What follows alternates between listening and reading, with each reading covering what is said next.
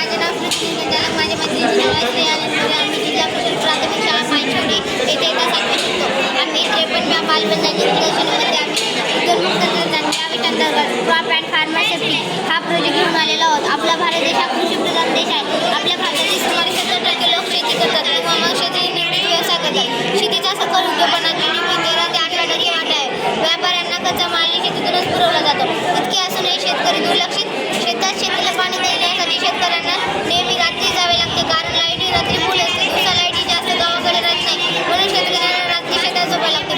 तसेच पीक राखणीसाठी शेतकऱ्यांना शेतात झोपायला लागते किंवा मग शेतकऱ्यांची गुरुढोरे शेतात गोठ्यात असतात, त्यांच्या राखणीसाठी शेतकऱ्यांना शेतात झोपायला लागते. तेव्हा मग साप किंवा वन्य प्राणी येऊन त्यांच्यावर हल्ला करतात. त्यावेळी आमची यंत्रणा काम करते. म्हणजेच आम्ही सरपटणाऱ्या प्राण्यासाठी युक्ती म्हणले, सरपटणारे प्राणी जेव्हा याला टच करतील तेव्हा त्याचा आवाज हा ऐकून ते सरपटणारे प्राणी पळून जातील. आम्ही वन्य प्राण्यासाठी युक्ती म्हणले, आपण हे युक्ती कुठे बी ठेवू शकतो आणि याच्या 20 मीटर अंतरावर जेव्हा ते प्राणी येतील त्याचा आवाज ऐकून ते प्राणी पळून जातील. आम्ही याला जोडलेल्या अल्ट्रासाऊंड डिव्हाइसमधून 13.4 ते 42 किलोहर्ट्झ या रेंजमध्ये आवाज होईल, जो मानवांना ऐकायला येत नाही, तो फक्त प्राण्यांना ऐकायला येतो. ते ऐकून ते पळून जातील. आम्ही याला सोलर पॅनल जोडलेला आहे. ते दिवसाची उष्णता राहते, ते आपण स्टोअर करून त्याचा रात्री उपयोग करू शकतो.